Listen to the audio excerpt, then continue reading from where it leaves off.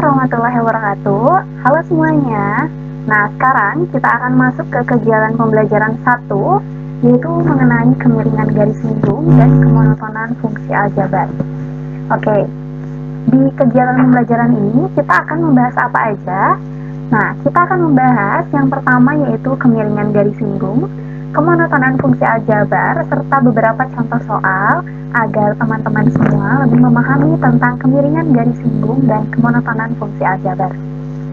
Oke, sebelum belajar matematika, saya harap teman-teman bisa memfokuskan pikiran, serta membersihkan hati dan memaafkan orang-orang agar lebih lancar dalam belajar. Tentunya jangan lupa juga untuk berdoa sesuai kepercayaan masing-masing. Siapkan alat tulis atau buku ataupun buku catatan yang lain, karena ikatlah ilmu dengan tulisan. Oke, kita akan membahas tentang tujuan pembelajaran dari kegiatan 1 ini. Setelah kegiatan pembelajaran 1 ini selesai, nah diharapkan untuk teman-teman dapat menganalisis keberkaitan turunan pertama fungsi aljabar dengan kemiringan garis lingkung dan selang kemonotonan fungsi. Di sini ada interval fungsi naik dan fungsi turun, dan dapat menggunakan turunan pertama fungsi untuk menentukan kemiringan garis lingkung kurva, persamaan garis lingkung dan garis normal kurva, dan juga selang kemonotonan fungsi aljabar. Oke, sebelumnya saya akan review terlebih dahulu materi yang sebelumnya, yaitu materi tentang turunan. Tentunya kalian sebelum mengikuti kegiatan 1 ini, saya harap bisa memahami dulu tentang bagaimana menurunkan suatu fungsi dan tentunya sifat-sifatnya. Di sini saya akan sedikit saja mereview tentang rumus turunan fungsi aljabar dan sifat-sifatnya. Oke.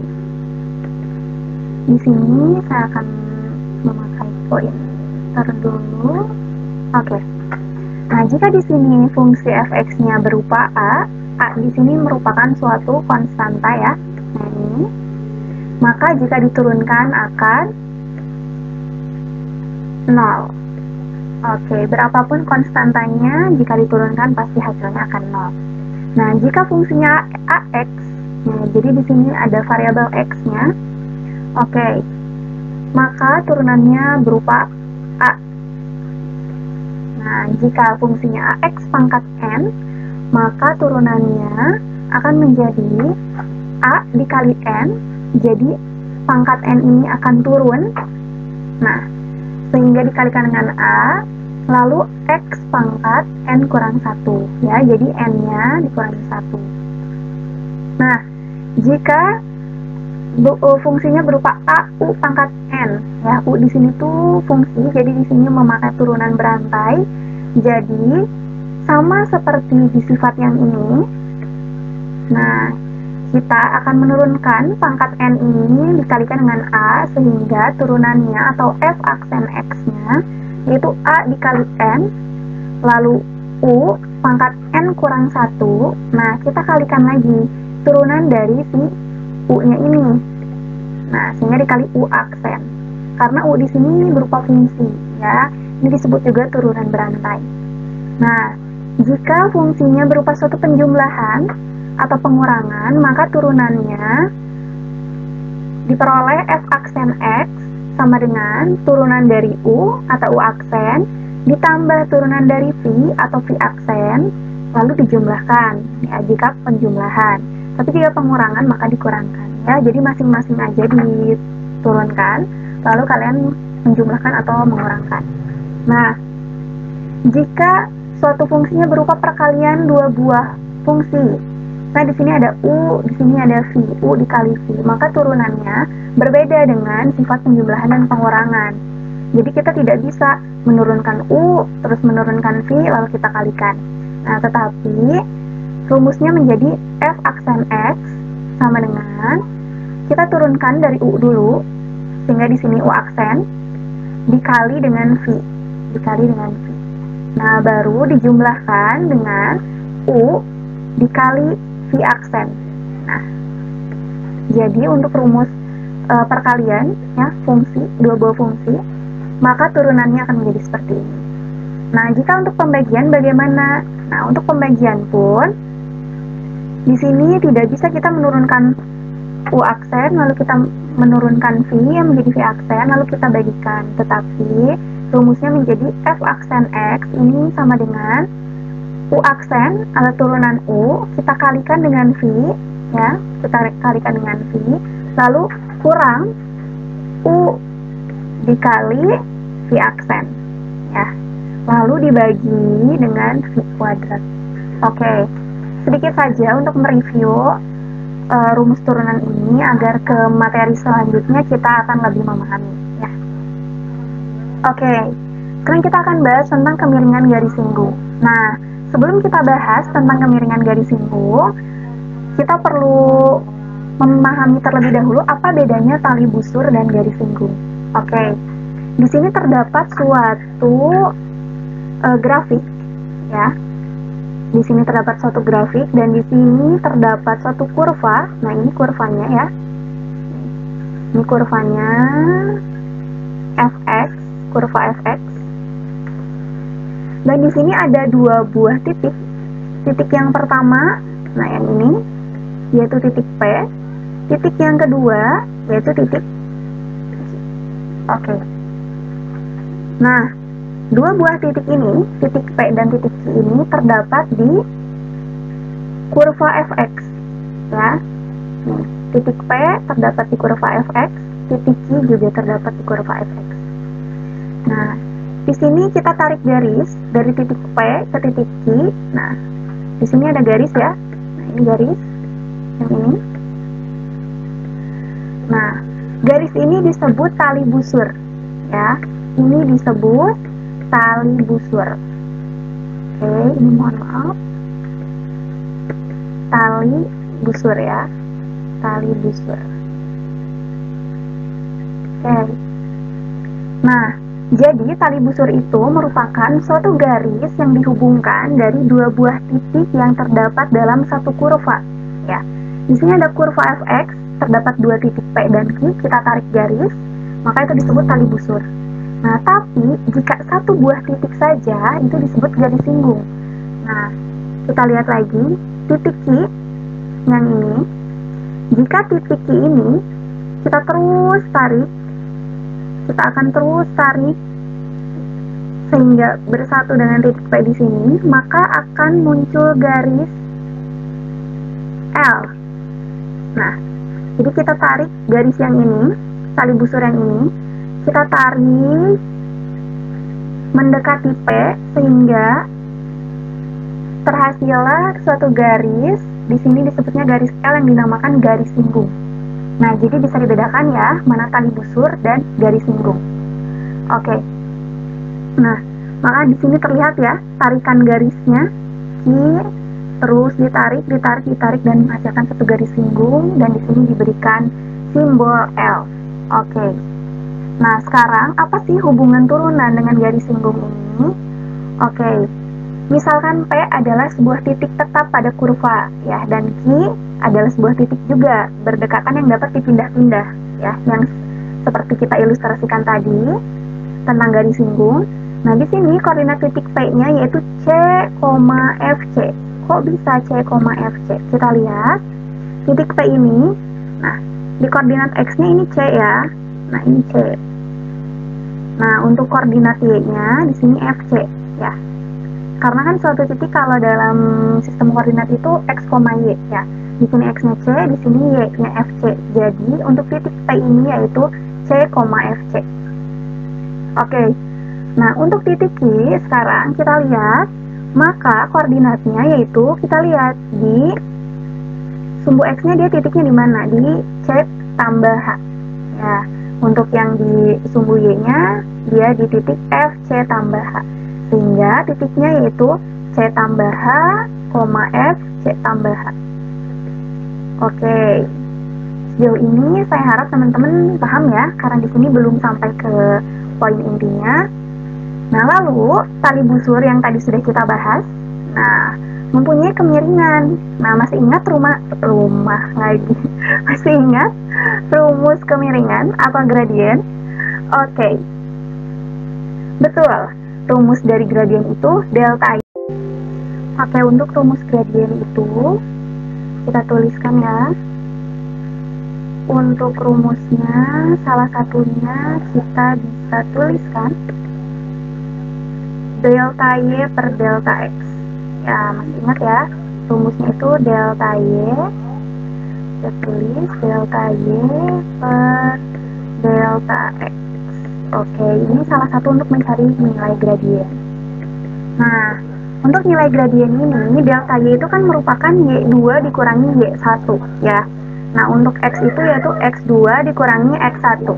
Nah, sehingga untuk nilai Y2-nya itu di sini adalah FC tambah H.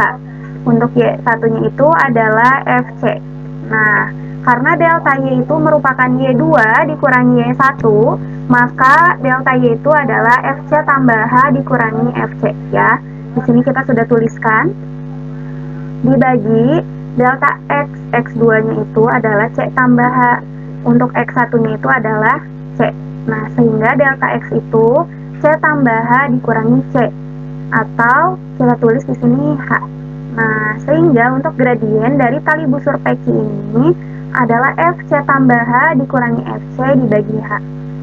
Nah, untuk garis L merupakan garis singgung dari kurva titik P ya, karena dari tadi kan tali busur kita tarik mendekati agar satu titik di titik P. Nah, jadi titik ini terus kita tarik mengikuti kurvanya, kita perolehlah suatu garis singgung. Di sini kita lambangkan garis L. Nah, untuk menghitung kemiringannya bagaimana? Untuk menghitung kemiringannya yaitu dari gradien garis singgung ini kita lambangkan di sini M ya, untuk gradien dari garis singgung L ini. Nah, M ini merupakan limit dari M peki atau limit dari si tali busurnya ya. Gradien tali busurnya H mendekati 0, untuk H mendekati 0. Kenapa ada limit di sini hadir? Karena tadi garis singgung L ini kan merupakan suatu pendekatan dari tali busur. Jadi tali busur kita terus tarik mendekati titik P. Ya. Sehingga diperolehlah garis singgung. Sehingga di sini muncullah limit dari gradien tali busurnya M peki. Untuk H mendekati 0, kenapa H mendekati 0? Nah, jika kita misalkan jarak C ke C tambah H, kan di sini adalah H. Misalkan H-nya itu adalah 10 cm. Nah, sehingga jika kita tarik nih garis yang ini, kita tarik C tambah H ini kita tarik terus mendekati C. Ini kan sama saja dengan menariki untuk mendekati titik P. Jadi, menariki mendekati titik P ya, itu sama saja dengan kita menarik garis C tambah H mendekati titik C. Nah, jika misalnya di sini 10 cm jaraknya. Nah, misalnya kita terus tarik sampai sini 5 cm. Terus kita tarik, otomatis nyampe sini adalah mendekati 0, sehingga di sini muncullah H mendekati 0. Maka kita tinggal substitusikan saja tali busur dari M peki merupakan FC tambah H kurang FC dibagi H. Sehingga limit FC tambah H kurang FC dibagi H untuk H mendekati 0. Nah, ini sama saja turunan dari C. Ya, jadi gradien itu pertama kita bisa mencari dengan rumus ini. Terus kita juga bisa mencari dengan turunan. Nah, lalu untuk mencari nilai M juga kita bisa menggunakan rumus Y sama dengan MX ditambah C. Nah, jadi untuk mencari nilai gradien itu banyak. Salah satunya ketiga rumus ini ya. Yang pertama, ini yang kedua, dan ini untuk yang ketiga. Oke, nah untuk persamaan garis singgung dari kurvanya, kan tadi terdapat satu kurva ya, di sini fx. Maka untuk persamaan garis singgungnya di titik x1, y1, kenapa kita menggunakan x1, y1? Ini karena merupakan P ya, titik P. Nah, kita peroleh rumusnya y kurang y1 sama dengan m dikali x kurang x1. Nah, untuk persamaan ini kalian sudah mempelajarinya ya, kalau nggak salah di SMP. Nah, sekarang kita tinggal ganti saja m-nya itu bisa menggunakan turunan dari suatu fungsi. Nah, ini untuk persinggungnya. Nah, untuk garis normal adalah garis yang tegak lurus terhadap garis singgung pada titik singgung. Maksudnya, kita lihat nih catatan. Pengertian dua garis sejajar dan tegak lurus sering muncul dalam persamaan garis singgung. Misalkan ada garis G sejajar dengan garis H. Jadi ada dua garis sejajar, ya. Kalau sejajar itu kan berarti simbolnya seperti ini. Mereka tidak akan pernah bertemu. Maka di sini M1-nya akan sama dengan M2. Gradiennya, kemiringannya pasti akan sama. Nah, karena mereka kan tidak akan pernah bertemu. Nah, kalau misalnya di sini ada dua garis G dan garis H. Nah, untuk garis G dan garis H, pasti mereka ada titik potong. Ini untuk ilustrasi dua garis yang tegak lurus. Maka untuk nilai M-nya itu M1 dikali M2 sama dengan min 1.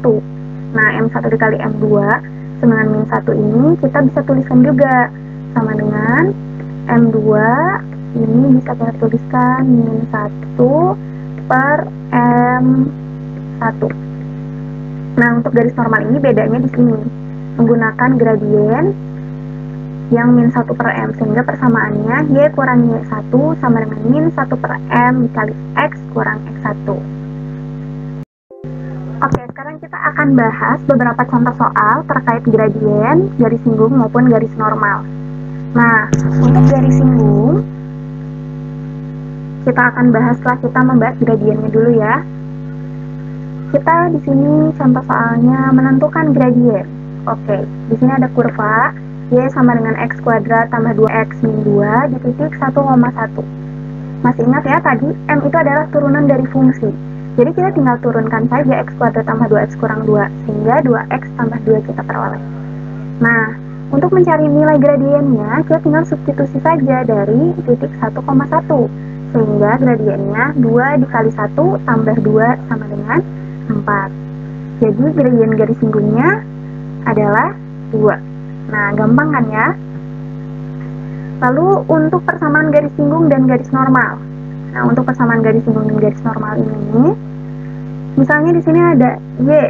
Y-nya itu 2X pangkat 3 kurangi 5X kuadrat kurang X tambah 6. Di titik yang berabsis 1. Absis itu adalah X ya. Jadi kalau misalnya kita tuliskan di sini X sama dengan 1.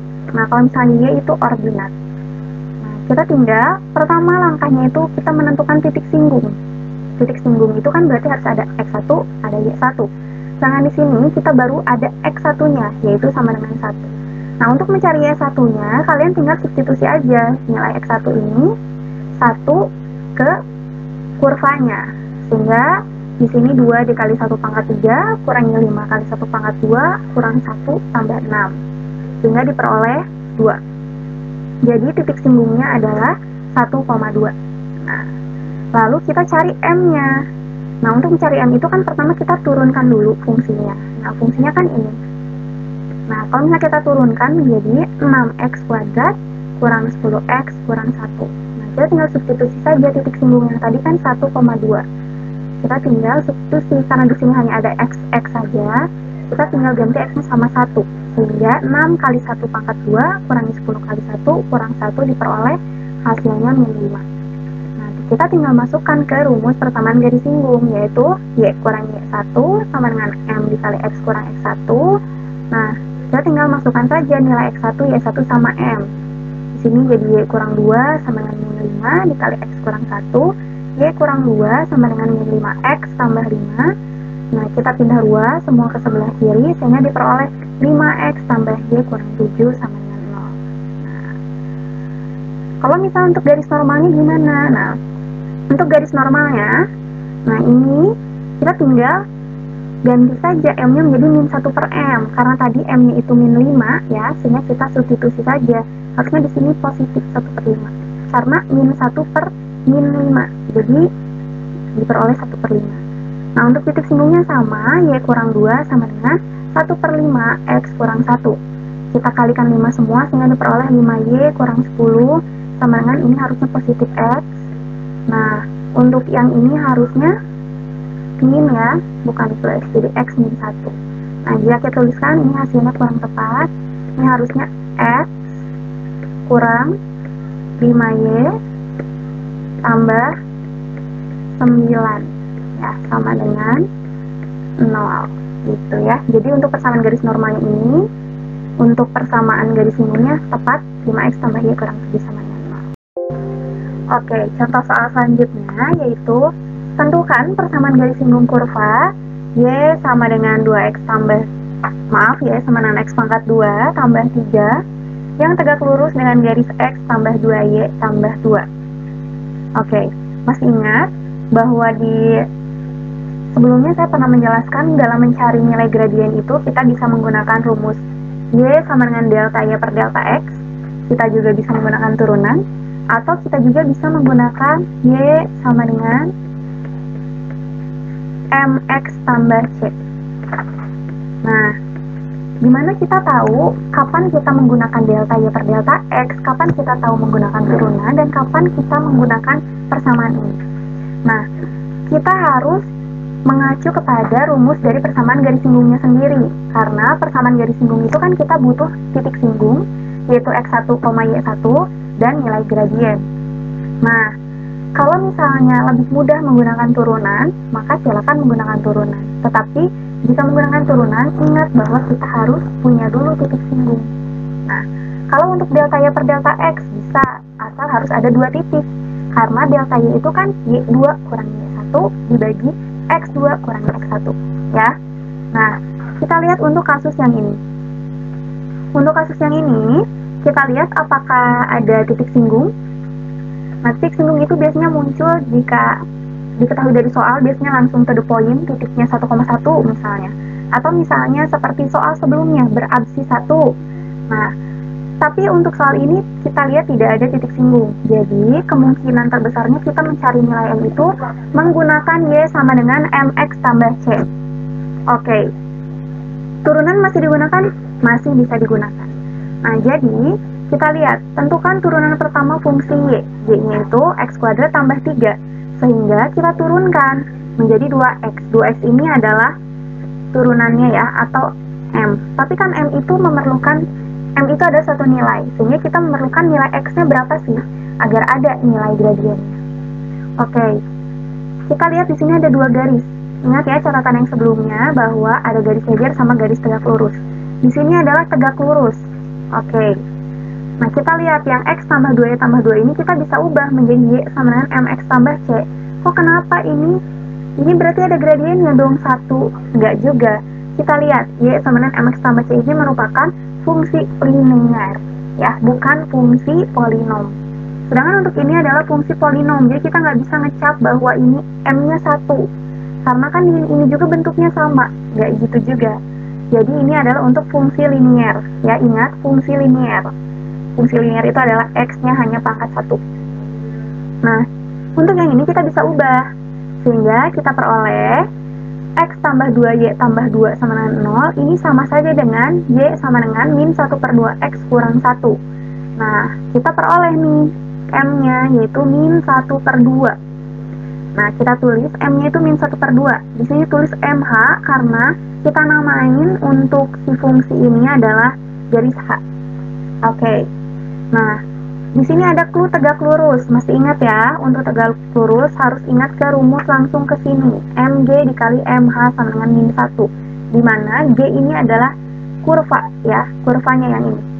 Oke, nilai gradien dari kurvanya. Maka MG dikali min 1 per 2. Min 1 per 2 itu adalah si MH-nya.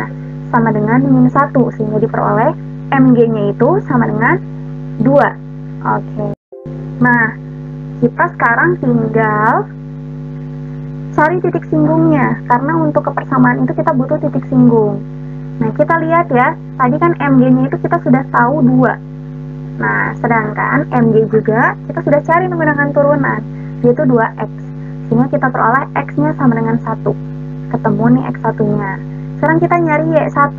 Y1-nya yaitu 1 pangkat 2 tambah 3 sama dengan 4. Nah, ini kita substitusi nilai X-nya ke kurvanya. Kurvanya kan X kuadrat tambah 3. Sehingga di sini 1 kuadrat tambah 3 sama dengan 4. Maka titik singgungnya 1,4. Nah, lalu di sini kita bisa menentukan dengan rumusnya, yaitu Y kurang Y1 berarti Y kurang 4. MG-nya yaitu 2. X kurang X1, X kurang 1. Ya, jadi kita peroleh Y sama dengan 2X tambah 2. Nah, jadi kesimpulannya, persamaan garis singgung kurva Y sama dengan X kuadrat tambah 3 yang tegak lurus dengan garis X tambah 2Y tambah 2 sama dengan 0 adalah Y sama dengan 2X tambah 2. Gitu ya. Nah, itu untuk beberapa contoh soal terkait kemiringan garis singgung yang berkaitan juga dengan turunan. Oke, sekarang kita akan membahas tentang kemonotonan fungsi. Nah, tadi sebelumnya kita sudah membahas tentang kemiringan garis singgung. Nah, sekarang kita akan membahas kemonotonan fungsi. Apa sih yang disebut monoton? Nah, sebenarnya kalau untuk bahasa yang sehari-hari kita sudah tidak asing dengan kata monoton. Artinya yaitu terus-menerus melakukan hal yang sama. Nah, di sini kita akan kaitkan dengan grafik. Nah, misalnya, secara grafik, di sini terdapat suatu kurva. Nah, maka fungsi monoton naik dan fungsi monoton turun dapat kita mudah amati. Misalnya, untuk gambar yang ini, ya, sebentar, saya akan memakai pointer dulu. Oke. Misalnya untuk gambar yang ini, fungsi Y sama dengan Fx, jadi kurva ini, akan monoton naik pada interval X kurang dari A. X kurang dari A.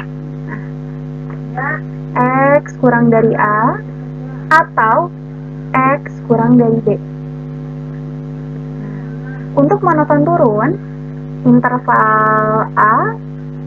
interval ketika X lebih besar dari A dan X kurang dari B. Nah, jadi kadangkala untuk istilah monoton ini kita bisa hilangkan menjadi fungsi naik dan fungsi turun, atau fungsi selalu naik dan fungsi selalu turun. Ya, jadi contohnya untuk yang ini, untuk yang X lebih besar dari B, ini akan terus naik, maka disebut monoton naik. Nah, untuk yang ini, X lebih besar dari A dan X lebih kecil dari B, maka ini akan monoton turun, atau untuk bahasa lainnya fungsi selalu turun. Oke, jadi kalau kita kaitkan dengan turunan, nah, misalnya turunan pertamanya f aksen X akan memberikan makna kemiringan dari garis singgungnya. Nah, jika f aksen X lebih besar dari 0, ya, di sini, jika turunan dari suatu fungsinya lebih besar dari 0, maka garis singgung naik ke kanan. Oke. Garis singgung naik ke kanan. Nah, lihat. Untuk turunan yang lebih besar dari 0, garis singgung akan naik ke kanan. Kita lihat. Nah, sedangkan jika untuk turunannya kurang dari 0, maka garis singgung akan jatuh ke kanan. Jatuh itu turun ya. Kita lihat. Turun ke kanan. Nah, kita lihat lagi untuk yang turunannya lebih besar dari 0, garis singgungnya pun akan naik lagi ke arah kanan. Ya. Nah, atau jika kita simpulkan, nah, kita rangkum menjadi teorema 1. Kita punya teorema pertama di sini, jika f aksen X atau turunan dari suatu fungsi lebih besar dari 0, nah, dalam selang L, maka f merupakan fungsi naik. Maka f merupakan fungsi naik. Ingat, turunan lebih besar dari 0, maka fungsinya naik. Tapi jika turunannya lebih kecil dari 0, maka fungsinya turun. Nah, yang ini. Nah, untuk lebih memahaminya, kita bakal bahas di beberapa contoh soal. Oke, contoh soal yang pertama, tentukan selang atau interval di mana fungsi naik dan turun dari fungsi fx sama dengan x pangkat 3 kurang 3x pangkat 2 kurang 15. Ingat teorema yang sebelumnya, bahwa jika turunannya lebih besar dari 0 atau positif, maka fungsinya akan naik. Ya. Tapi jika turunannya lebih kecil dari 0 atau fungsinya negatif, turunannya negatif maksudnya, maka fungsinya fungsi turun. Oke, kita lihat. Langkah pertama dalam menyelesaikan soal ini yaitu kita tentukan turunan pertamanya dulu. Turunan pertama dari fungsi ini. Kita tulis lagi fx sama dengan X pangkat 3 kurang 3X pangkat 2 kurang 15. Maka turunannya atau F aksen X sama dengan 3X pangkat 2 kurang 6X. Langkah pertama sudah terlewati. Lalu tentukan pembuat 0 dari fungsi F aksen X-nya. Ya, karena tadi kita sudah cari nilai turunannya yaitu 3X kuadrat min 6X sama dengan 0. Kita harus cari pembuat 0-nya, ya. Jadi, kita bisa keluarkan 3X-nya. Jadi di sini 3X dikali X kurang 2 sama dengan 0. Maka kita peroleh 2 titik pembuat 0, yaitu X sama dengan 0 dan atau X sama dengan 2. Ya. Untuk langkah ini, saya rasa teman-teman sudah memahami ya cara pemfaktoran suatu fungsi. Nah, untuk yang langkah ketiga, kita baru uji nilai fungsi atau biasanya uji titik. Ya, kita buat dulu selangnya di sini ada titik 0 dan titik 2. Nah, kita substitusi ke F aksen X-nya untuk mengetahui fungsi naiknya di mana, fungsi turunnya di mana. Oke, untuk di wilayah yang satu, berarti wilayah yang kurang dari 0. Misalnya kita ambil min 1. Min 1 ini kita substitusikan ke F aksen X. Di mana F aksen X itu apa? 3X kuadrat kurang 6X sama dengan 0. Kita ganti nilai X-nya ini dengan min 1. Jadi, 3 dikali min 1 pangkat 2 dikurangi 6 dikali min 1. Maka diperoleh hasilnya 9. 9 ini tandanya positif, artinya lebih besar dari 0. Maka F aksen X-nya lebih besar dari 0. Jika lebih besar dari 0, maka tadi ingat teoremanya fungsinya naik. Fungsinya akan naik. Ya, ini ilustrasinya, naik. Nah, untuk yang wilayah 2, kita lihat, wilayah 2 ini kita sama. Ambil di antara 0 sama 2 ini ada angka berapa? Kita masukkan 1. 1 kita substitusikan ke F aksen X, yang ini, sehingga diperoleh hasilnya min 3. Min 3 ini kan tandanya negatif, berarti kurang dari 0, sehingga fungsinya akan turun di sini. Gitu ya, maaf ini ada cara-cara, tapi saya harap teman-teman paham ya. Oke, untuk yang wilayah 3. Nah, untuk di wilayah 3 ini, kita menggunakan titik yang lebih dari 2, yaitu titik dari lebih dari 2 itu ada banyak ya, ada 3, 4, 5, 6, 7, dan sebagainya. Oke, kita ambil titiknya itu yaitu 3.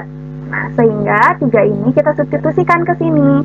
Sehingga 3X pangkat 2 kurang 6X sama dengan 0, X-nya kita ganti dengan 3. Sehingga kita peroleh X-nya yaitu 9. 9 itu tandanya positif. Sehingga turunannya lebih besar dari 0.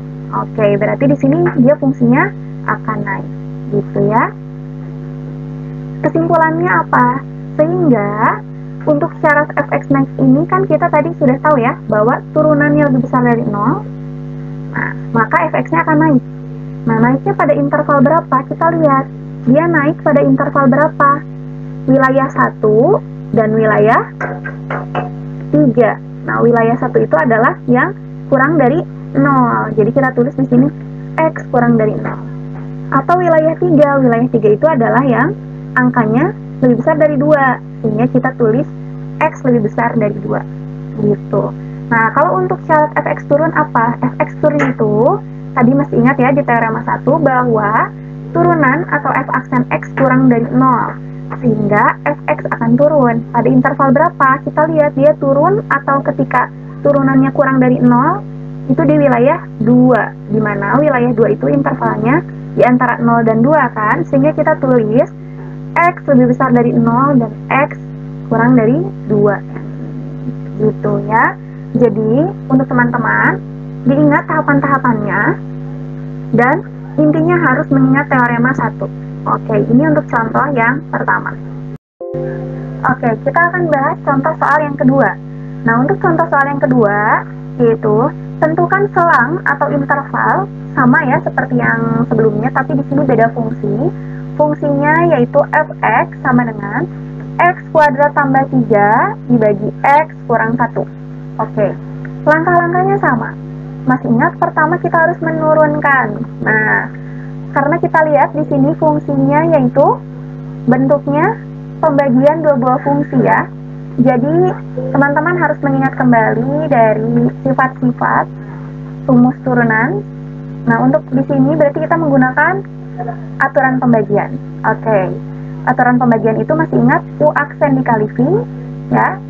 U aksen dikali V dikurangi U dikali V aksen dibagi V kuadrat ya untuk aturan pembagian. Nah, makanya misalnya di sini kita ibaratkan U-nya itu X kuadrat tambah 3. Sehingga kita peroleh U aksennya itu kita turunkan ini sehingga 2X dikali V. V-nya itu X kurang 1. Nah, dikurangi U dikali V aksen. U-nya itu X kuadrat tambah 3 dikali V aksen. Berarti turunkan X yaitu 1. Dibagi V kuadrat, di mana V-nya itu adalah X kurang 1, sehingga X kurang 1 kuadrat. Kita kalikan, sehingga diperolehlah X kuadrat min 2X kurang 3, dibagi X kurang 1 pangkat 2. Atau kita faktorkan yang ini menjadi X tambah 1 dikali X kurang 3. Oke, kita sudah menurunkan dari fungsi fx-nya. Sekarang kita tentukan titik-titik kritis atau titik pembuat nol yang tadi. Kita lihat dulu, yaitu di sini ada X tambah 1 dikali X min 3. Kita dimulai dari pembilangnya dulu, ya. Yang ini. Kita cari titik kritisnya atau pembuat nolnya, yaitu di sini X tambah 1 dikali X min 3, kita peroleh X sama dengan min 1 atau X sama dengan 3. Ya. Nah, untuk yang penyebutnya, yang ini, X kurang 1 pangkat 2, nah, kita peroleh di sini X kurang 1-nya tidak boleh 0. Kenapa tidak boleh 0? Karena kan penyebut. Kalau misalnya di sini hasilnya 0, maka tidak terdefinisi. Jadi di sini kita pakai tanda tidak sama dengan 0. Nah, X-nya itu berarti tidak boleh 1. Nah, untuk yang ketiga kita tinggal uji nilai. Uji nilai berarti kita buat dulu selangnya. Ada berapa titik? Yang pertama titik ini dulu, dari yang terkecil, min 1. Kita tulis min 1. Kita tulis 1. Terus kita juga tulis 3. Oke. Nah, setelah itu kita substitusikan ke turunannya. Tadi turunannya berapa? Nah, ini turunannya. Kita substitusikan titik-titik kritisnya. Dimulai dari titik di wilayah 1. Titik di wilayah 1 ini berarti X-nya harus kurang dari min 1. Kita ambil min 2. Sehingga kita hitung diperolehlah 5/9. Di mana 5/9 ini lebih besar dari 0. Sehingga fungsinya akan naik. Nah, kalau misalnya untuk di rentang min 1 dan 1, kita di sini bisa ambil 0 ya di wilayah 2 ini. Kita substitusikan ke fungsinya, ke fungsi turunannya, sehingga diperoleh min 3. Nah, min 3 ini kurang dari 0, sehingga fungsi yang ini turun ya. Nah, untuk di wilayah yang 3, wilayah 3 ini 1, 3, berarti kita bisa ambil 2. 2-nya kita substitusikan ke fungsi turunannya, sehingga diperolehlah min 3 juga. Min 3 yaitu kurang dari 0, maka di sini fungsinya akan turun lagi. Nah, yang terakhir di wilayah yang 4. Nah, wilayah 4 ini berarti ambil yang lebih dari 3. Kita ambil misalnya 4. 4 kita substitusikan ke fungsi turunannya, diperoleh juga 5/9. Berarti positif ya. Jadi di sini fungsinya akan naik gitu. Kita tinggal tarik kesimpulan. Berarti untuk yang fx naik, yaitu f aksen x-nya harus lebih besar dari 0, maka fx naiknya pada interval berapa tadi naik? Di wilayah 1 dan wilayah 4. Wilayah 1 itu adalah yang x kurang dari min 1, atau yang wilayah 4 ini adalah x lebih besar dari 3. Nah, untuk yang fx turun, berarti syarat fx turun ini f aksen x-nya yang kurang dari 0. Berarti ada di wilayah 2 dan di wilayah 3.